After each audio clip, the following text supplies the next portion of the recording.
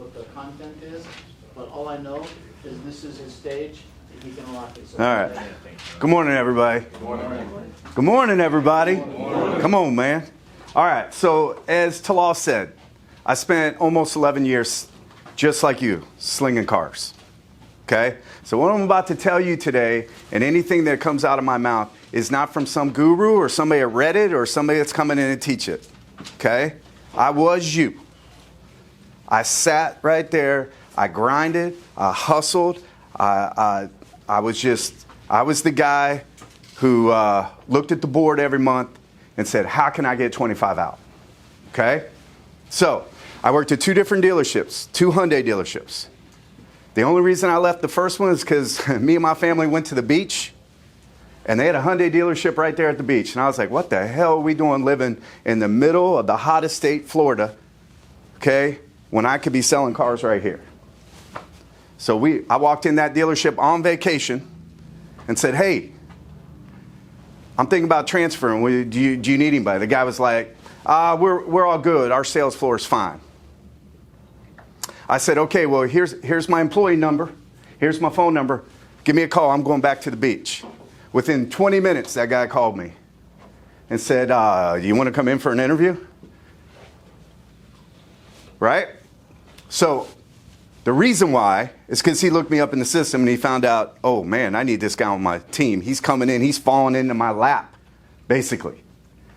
So the first dealership, I was number one every single month. I'd never sold cars before. I had been in sales before. And the only reason I'm telling you guys this stuff is so that you guys can respect what I'm saying. Not because I'm trying to tout it and be like, oh, you know, no. I'm trying to get on your level and make you understand what I'm about to say today, okay, is bond. It's word. It's the truth, okay? So take it for that. Two different dealerships. Number one, only beat once in 10 and a half years. And I didn't have a funnel of people. I didn't have, these are two different cities that I'd never lived in before. Went to the first one, that was my job, okay? I went in there, didn't know anybody in the town, and built a business. Scared to move, because I didn't have anybody in that town either. Built that business. Was beat once at that dealership. So in 10 and a half years, okay, I grinded my way up. So the reason why I bring that to you is because I think, unlike a lot of people out there that will try to train you or teach you, okay, I am you. I sell cars every day, every single day. TO, first guy to go in, right? So, but I think a lot of people teach on the process. They teach on how to sell a car, word tracks, all important. And if you ain't doing that every day, you ain't getting better. But what I want to talk about today is a little different. It's about team unity, individual looking in the mirror, and are you living up to your potential? Okay? Because I think more than how much you know on car sales, these things I'm going to bring up are the foundation for you to grow as a person, whether it's in your family, your home, or in your business. Okay? I got everybody's ears for at least 20 minutes? All right. Well, first, I want to tell you a little story. All right? This little story that I tell you is a true story. And on top of that story, I'm going to take 4 or 5 points out of the story that you can actually put them into your daily life. All right? The story goes back to 1869, long time ago. Okay? I was not alive. All right? Near all the gray I've got now from the car business, you would think it, but I wasn't. But there's a guy named Russell Conwell. Okay? He was out at the Tigris River. You know where the Tigris River is there? Where's the Tigris River? By the Euphrates. Yeah, way out, right? He was on like a vacation, like a tour, right? You know how we go to places and they take you for a little tour, right? They take you around, they show you the sights. Well, this guy was doing that back in 1869. 1869, they didn't have cars, tour buses, things like that. He was riding a camel. Okay, he was on a camel, and his guide was an Arab guy who knew the area really, really well. But he talked way too much. Told stories like crazy. Drove this guy nuts, this Russell guy. But anyways, one of the good stories he told, it changed Russell's life. Changed many people's life, because what Russell did with that story and what he started and what he generated changed so many people's life, and I'll tell you at the end what he did with it. Okay? So, near the banks of Tigris River, Russell Conwell was on the back of a camel being on a tour. His guide was an Arab who loved to tell stories. Conwell was an attorney. He attended Yale and was getting very tired of this particular guide's constant blabbering of stories. Now, this guy is an Arab tour guide and a uppity, probably elite, right, lawyer. All right, he went to Yale. We know what they were probably uppity there, right? But the guy told a story of a man named Ali Hafid, who once owned a large farm. He had a camel and a plow, and he worked his land. Okay? Now, back then, you were rich on how much land you had how many animals you had, how many family members you had. That was how your wealth was. It isn't like today. But way, way back then, that was based on, your happiness was based on those things that I just told you, right? He worked his butt off on this land day after day, year after year, every single day. He only had a plow, a camel, but he was happy. He was blessed. In fact, every day he woke up and he said, I am blessed. How about that? Come on in. Sorry, I had things with me. I find it interesting that back then, much different than today, a man just needed a plow, land, farm his own farmland, and he was blessed. Like, he woke up every day, prayed, said thank you, and I'm a blessed man. Until the day he had a pleasure of entertaining a stranger. All right? This old priest who would go throughout the town, he'd go into people's homes, hi, how you doing? How are you? They would sit down, have dinner. He would do this on a daily basis. Well, this one day, he's popped into Ollie's house, and they had dinner, and then they sat outside by the fire at night and had a fireside chat. And the priest, it says, the priest told the story of the discovery of diamonds in a distant land. The priest claimed with a handful of diamonds, one could buy a whole country. With a mine full of diamonds, your family will always be kings. Now, when Ali woke up that morning, he felt blessed and thankful. But unfortunately, after that conversation, after that one meeting with that priest, even though he thought he was blessed and he thought he was thankful, he couldn't go to sleep that night. Tossing and turning, freaking out, actually. He actually went to bed that night and he felt poor. Where he woke up, blessed and thankful, had one interaction with one person, and all of a sudden turned his whole world around and he felt poor. His contentment he had now evaporated. He had trouble sleeping, and the book says he had no peace. So the next day he gets up and he seeks out this priest and he begged him, tell me where I can find diamonds. It was driving him nuts. So the priest tells him, if you find a river between high mountains that run through white sands, in those white sands you will always find diamonds. Ali said, I want a mine of diamonds of my own. In fact, his heart cried out for it so much that on that day, he decided to leave his blessed life and search for his new dream. One interaction, one day, one conversation took this man from a blessed, happy, thankful person into, I'm driving myself crazy, I have to find diamonds. So what did he do? Well, the knucklehead went and sold his farm, kissed his wife and kids goodbye, and said, I'm going to go search for diamonds. Think about that. Sold his farm. Left his family. You know, our journeys, like today, we could fly on over there, right? They didn't got that back then. Any kind of journey like that to different countries took forever.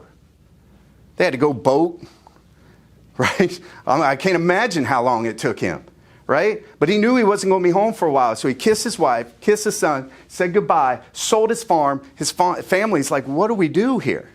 He said, I'm going to go search for diamonds. He sold his farm and then says, I will return. When I return, I will be fabulously wealthy. We will be set for life. So then Ali took off as a soldier of fortune. He was hunting for diamonds. Okay? Now he goes to East Africa, no diamonds. He goes to Palestine, no diamonds. Europe, again, no diamonds. Finally, after consuming all of his wealth, he got no more wealth. He sold his farm, took all that money, searched all over the world for diamonds. Because this priest told him, go to the mountains, down in the valley, where the white sands are, that's where the diamonds are, right? He searched all over. He went country to country to country. Finally, he ends in Spain. He thought, Spain where it will be at. Again, no diamonds. But it was in Spain that Ali reached the point of maximum despair. He decided to end his life. He was so ashamed. He was so miserable. He had sold everything he had, everything he stood for, left his family and his children in search of this thing because of one man's conversation, that he couldn't go home. In his mind, he couldn't go home. So he stood on a shore, contemplated his life while a huge wave came toward him. He jumped in and died that day, never to be seen again. That's a true story, by the way. Now, interestingly enough, let's fast forward. The man that bought that farm, okay? One day that man who bought Ali's farm was leading that same camel that Ali had sold him down to the stream. He noticed a beautiful flash of light caught his eye. He reaches down, it was a beautiful black stone.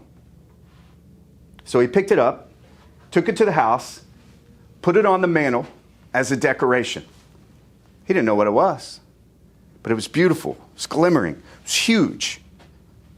Picks it up, puts it on the mantle. A week later, the same priest stopped by his house. He wanted to welcome him, thank him for coming to the neighborhood. As he was talking to the new owner of the farm, his eyes fell on the black rock sitting on the mantle. He pointed and said, "That's a diamond." The farmer said, "Nah, man, that's not a diamond. That's just a stone I found down in the creek down here." He said, "No, man, that's a diamond." He said, "Show me where you found it." So he takes the priest down to the stream. He said, "Where'd you find it?" He said, "Right here." They stirred up the white sand. More diamonds than you can ever imagine. It says countless diamonds appeared, bigger and shinier than the one was on his mantle. This man who had bought Ali's farm had inadvertently discovered the diamond mine of Golconda, the most significant diamond find in the history of man, still to this day. Yeah. In fact, crown jewels worn by royalty all over the world come from this very mine. In fact, they consider it still to this day that no diamond mine ever has produced more diamonds than that area, Ali's farm. From the same land, the same garden, the same camel, the same creek that Ali had left behind. Ali Hafid had traveled the world to find what he had all along. He never realized the potential of the place where he was. He never realized he was living in an acre of diamonds. He thought if I could just go to Africa or Palestine or Europe or Spain, I will succeed and get great wealth. All the while, diamonds were right under his feet. And that's what I want to talk about today.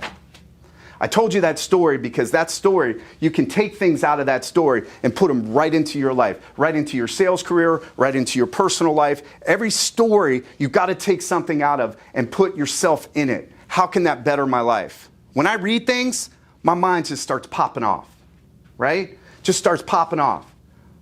I looked at that story as, oh crap, we all got diamonds where we're at. And I want to go over that today. I want to, after today, I want you to know you're standing in diamonds. Many of y'all don't even know it. So how can I take where I'm at in my business, selling cars, bad day, bad week, good month, right? My personal life, maybe my wife, husband, girlfriend, boyfriend, whatever.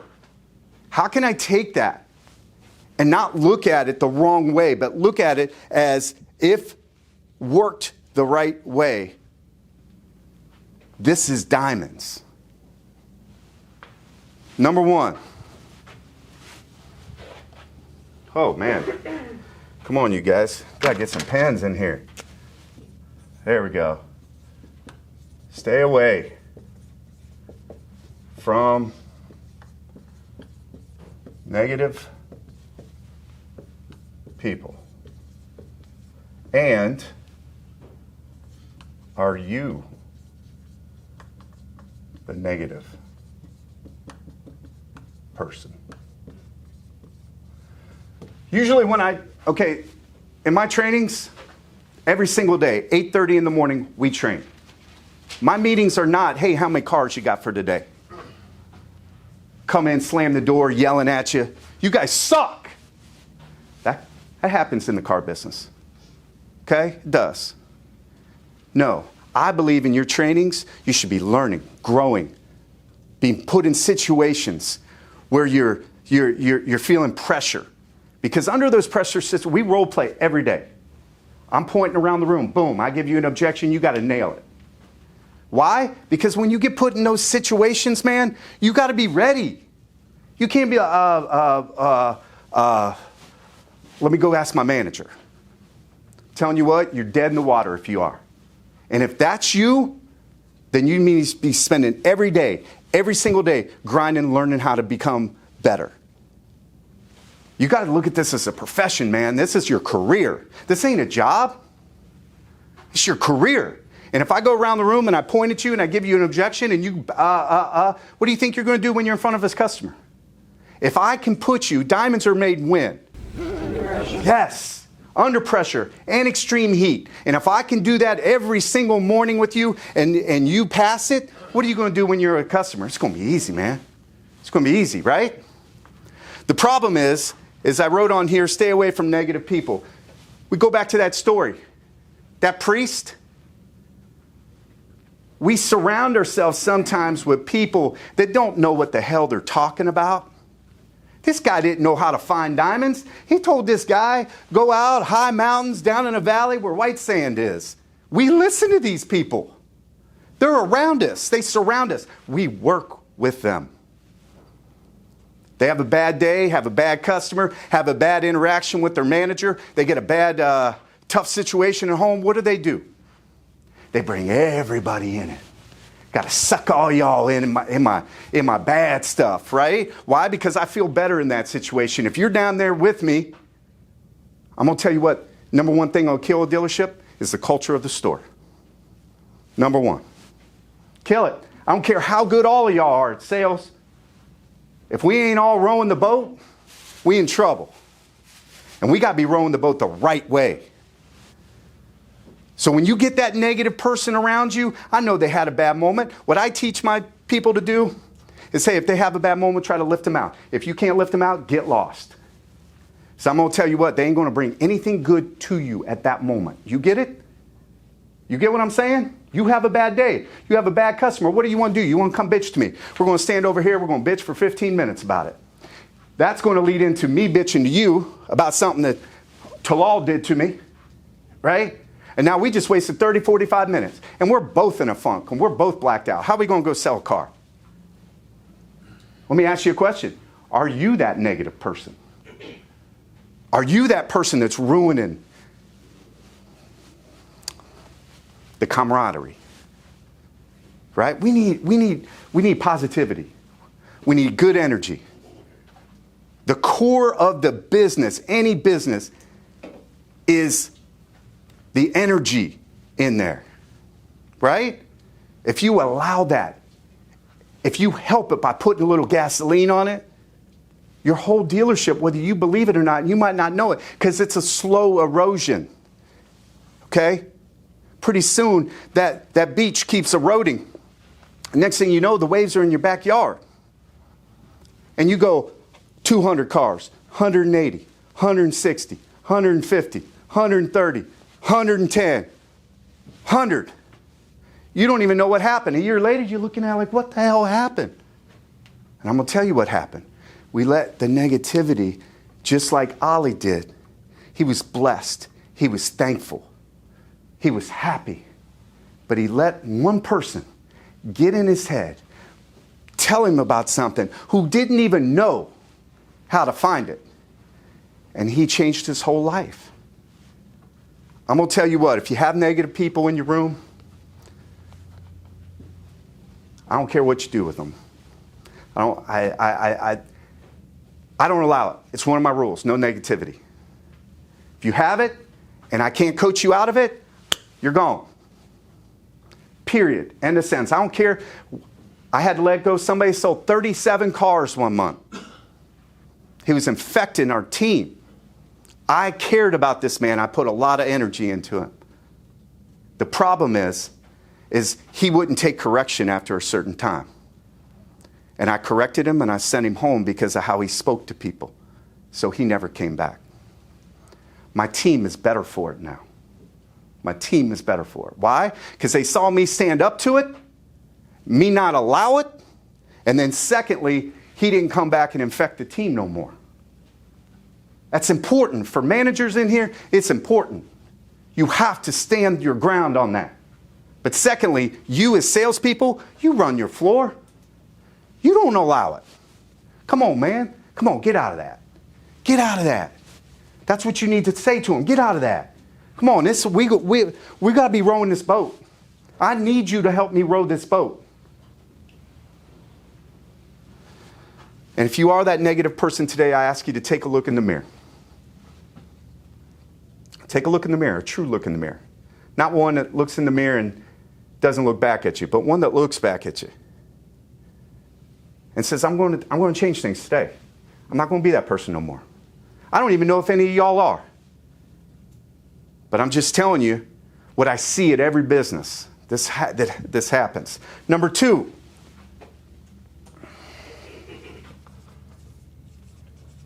Work the field you're standing in.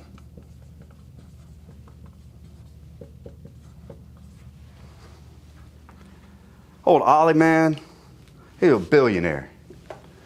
Could have been a billionaire.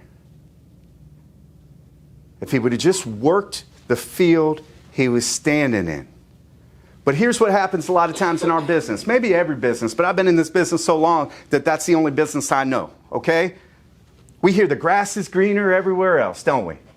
We got a friend across town. He's making big money, so he says.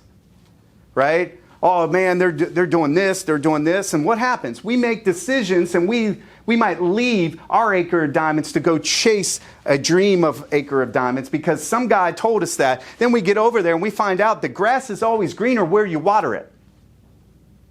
The reason why a lot of times people are leaving, the companies they're leaving, is because of themselves. And then they get over there, and it might be good for a month or two, but then the old same problems that was over there come following them. Why? Because it's them, not the dealerships a lot of times. Here, we got to think of it this way. You are an independent contractor. You all own your own business. What's your name? Kenneth. You are Kenneth Inc. And you're DBA, doing business at CMA's Colonial Hyundai. That's it. There is no other business in the world, okay, that has no overhead. You got no overhead. Here's the thing, man. Hyundai picks up the inventory, the marketing, the insurance, the paper, the computer, the everything. The building. Lunch is on Saturday. Lunch is on Saturday. My point to that is you are a business owner with no overhead and no risk. Why aren't we working it like that? If you did own the business and you had all the risk and you paid for the building and you paid for the insurance and you paid for the inventory, you paid for the marketing, what would you do? Hustle harder. You would hustle harder. Well, why? You're thinking it wrong. I got the best of both worlds. I got them to pay for everything and all I got to give is my effort and time? Man. When you start getting that understanding and you start working your community and you start working your social media platforms and you start working your referrals and your customer base that way, sky's the limit, baby. Man, there is none. There is none. But here's the thing. A lot of times, just like Ollie, he went and chased the dreams. He went and chased some guy that didn't know nothing about nothing, told him something, and he believed it, and he threw his whole life away, where he had it in his backyard if he would have just applied himself. CMA is pretty good company. I've seen them all. I've only worked for 2, but I've seen them all. I've been around. We've got it good here, guys. But if we apply ourselves like we're our actual business owners, and I am Shawn Hays, Inc., I think you will change your thinking on everything. It won't be a job anymore. It won't be, I got to go to work. It'll be, I get to go to work. I'm thankful to get up every day and go to work. Why? I don't know. It's my mindset. But I'm telling you once you can control your mindset and put it and steer it the right way, there's nothing that can stop you.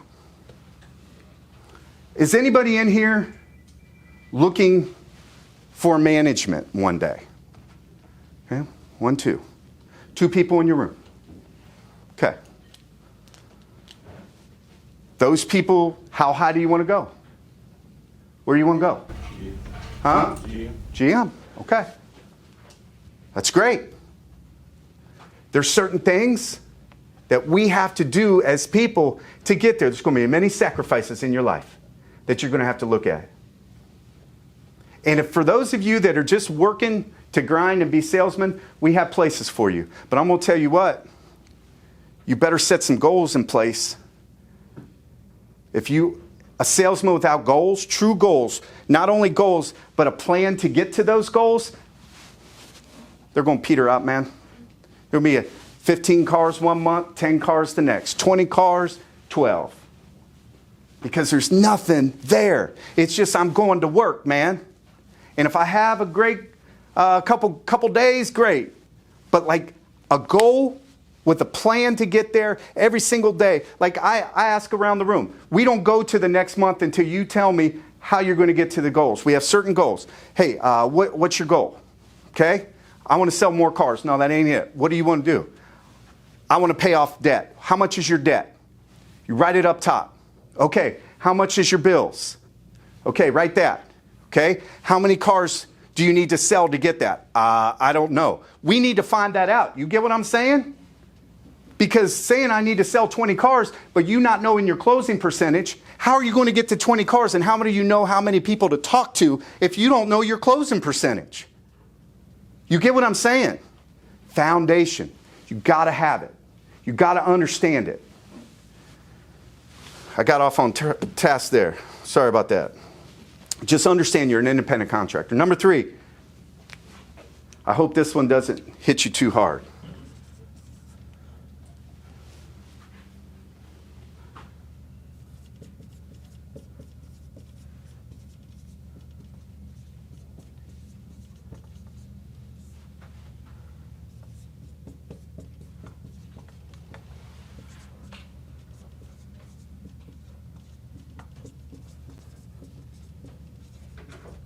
All right. One of my biggest things at the dealership is team. Team, team, team, team. We're going to get there. You're going to get there because I focus on the team. If I come to you and you ain't doing nothing, I say, hey, man, I'm really busy. I got 2 or 3 customers. Can you go gas this up for me? At my place? Absolutely. Drop what you're doing and go help that person. Why? Because it's going to come back around. But here's the thing. A lot of times businesses are individual people on individual islands. Okay? You're great. You're great, but you're great by yourself. We can't get there unless we're all great together. Selflessness. One community, one team, all rowing the boat the same way. If we're all a bunch of individuals, I'm a big sports guy. Can we name any Super Bowl champion that has had a bunch of individual stars not rowing the same way? No. In fact, a lot of those teams that people think are going to be great because of the stars and the talent they have at the beginning of the season never end up holding the trophy at the end. Because there's a bunch of individuals. And I'm telling you that you have to be selfless. And you'll be like, Shawn, this is an individual game, man. It's an individual game. No, it ain't. No, it ain't. Because when you change your thinking and your culture of your store, it shows to the customer. It shows to the employees. It shows to everybody. It explodes and you don't even know it. You're like, why are we so busy? We're so busy right now because of the way we react to people. People want to be around us. It's infectious. You got a bunch of individuals just standing around actually rooting against each other because we're in a competitive nature. No, I want to beat you, but I want you to do good. I want to get whatever you get, I want to get one more than you. But I don't want you to fail. Ask yourself on this team. I don't know your team. I don't. At one time, my team accidentally got off on this, and I had to right that ship. But are you a bunch of individuals? Or are you a team? Last one.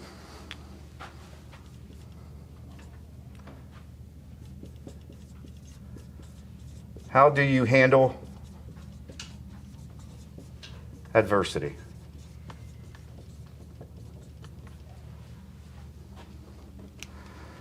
By the way, on this one, old Ollie failed this. He failed this. He left his whole family, his farm and everything. He wanted to individualize and go find the fortune when he had his family right there. We can't be individuals, man. I can't do this alone. Talal can't do this alone. He can't. Can't do it alone. Okay, at the end of the month, we all got to be working, not just for ourselves, but for the team. Because I'm telling you what, when the tide rises, all the ships go up. Right? So if we can all go as a team, all the ships will rise. Start thinking that way, and I guarantee you, your camaraderie will change, your team dynamic will change, your happiness about going to work will change. Number 4, how do you handle adversity? Do you burn the building down when you're angry? Or do you put the fire out? Think about yourself. Are you a quitter? Or are you an overcomer? It's a tough question, man. It truly, truly is, because a lot of us, when we're hurt, when we're angry, when we're frustrated, when we have this, what do we want to do? We want to suck everybody into our fire, man. We want to get people on our side, right? So they can support us. But what I'm telling you is, your adversity is the character of who you are. How you handle it. I'm going to tell you a little story. I'm going to leave on this. 3.5 years ago, almost 4, they asked me to be the GM of Chevy. I moved here, moved my family here. Absolutely was excited. We turned that store around. Okay? Did a really, really good job. Last year was horrible for used cars. We got our butts kicked, as did everybody. I had a bloated payroll. And my bosses came to me and said, Shawn, you're not the right person at that job. Now, of course, hurt my feelings. Made me feel terrible. I cried. I ain't too proud to say it. But what I didn't do is I didn't not have that look in the mirror moment. I didn't blame on others. I didn't hate my bosses. I didn't get pissed at them. I didn't bring all my employees in and say, we're going to be against them. They asked me to stay at the same store. I didn't know it. A lot of people would have quit. A lot of people would have been pissed and quit. What are you talking about? We're making money. We're doing good. They told me I wasn't good enough, and what do you do then? They said, there's areas, Shawn, you got to get better in. Now, some people will quit. Some people will go find another job somewhere else. Somebody say, screw CMA, right? I can go get a job anywhere. I could have went back to my team. Got them all against everything. All burned up in the head. I could have went home, got mad, got posted on social media, got everybody all riled up. But what did I do? I took the demotion. I took the $150,000 pay cut. And I said, I'm going to prove the things that you don't think I have, I'm going to get, and I'm going to support you the whole way. I'm going to love on my team. I'm going to get back what I think where I should be. But it ain't going to be the way that a lot of people think you should do it. I ain't going to quit. I ain't going to run. I'm going to stand in there. I'm going to support you. And I'm going to rally my team. And you're going to see what a talent you have in me because of the way I handle adversity. And I'm telling you what, in this dealership or all dealerships, how you handle adversity, how when a manager yells at you or coaches you the wrong way, or an employee gets in your nerves, or does something to you, or steals one of your deals, or however, whatever, how you handle it, and how you grow from it, and how you lead from it. That's the true character of somebody. And that's what you have to look at. And today what I'm talking to you about, guys, is not the fundamentals of sale. I can come back at any time and grow you guys and teach you things you never even knew in sales. You'd be blown away. I promise you. I do it every morning with my team. But that is not the foundation of sales. The foundation is teamwork, unity, right? Progress of your team, progress of your character, progress of who you are. Once I became a better person, I became a better salesman. They go hand in hand. Things you need to do every day, and then I'm out of here, y'all. These are my 7 rules at my dealership. Train every day. Every single day. We don't go in meetings and tell me how many cars you have. I don't care. I can look at the report and tell that. Okay? I don't need to know how many appointments you have today. I can look at the report and tell that. What we need to do is if you get put in a situation, how are you going to get out of it? And I don't practice until you get it right. I practice till you can't get it wrong. I go around the room and I'll put you under high pressure. But I'm going to tell you what. My top 3 guys last month, a year ago, weren't even in sales. 2019 and 18 last month, a year ago, one of them was hanging gutters, one of them was bartending, and the other one was cleaning cars. Why? Because we practice. We practice. You train every day. Number 2, no negativity. I get you out of here. If you can't fall in line with that, you're out. Period. And that's my managers too. Because they can do it just as much as anybody else. Number 3, never come with a problem without a solution. All you're doing is complaining now. Look, if you've thought that long about it and you've complained about it that much, you've got to have a solution, right? Or you just want to complain. So come to me with the solution. I would recommend that to all of y'all. And understand that if your solution isn't chosen, it's still going to be all right. Handle it. You know what I'm saying? Number 4, team first always. Number 5, number 6, never, ever be late. If you're late to my meeting, you go home for the day. Period. You walk in late, you got no respect. It's the way I see it.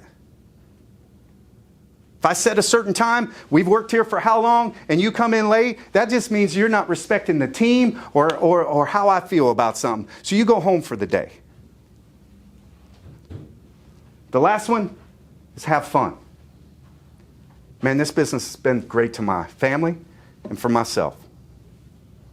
I love selling cars. I love it. I have a passion for it. I'm the one who gets up every day at 4:30 and trains myself for an hour and a half on role plays, getting better, and mindset every single day. Every single day. At my level, I'm still doing that. Why? Because I ain't stopped growing. I got to get better. How can I make you get better if I ain't putting in the work? Are you going to respect me if I'm telling you to do something but I ain't doing it? No. So I don't do that. I get up every day and I try to get better. And I would recommend to you guys, take out of here what Ali Hafid, his life. You know the funny story about that Cornwell guy? He took that story. He wrote a best-selling book called Acres of Diamonds. Took all the proceeds off of that book and all the speaking engagements off that book and started Temple University. Anybody heard of Temple University? That was started by that gentleman right there. He's helped many, many people with that story. He's helped many, many students with that story. One story can change your life. One conversation can change your life. I ask you today to have that look in the mirror that I once had in 2017, and it changed my life. That's all I got for you, man. All right?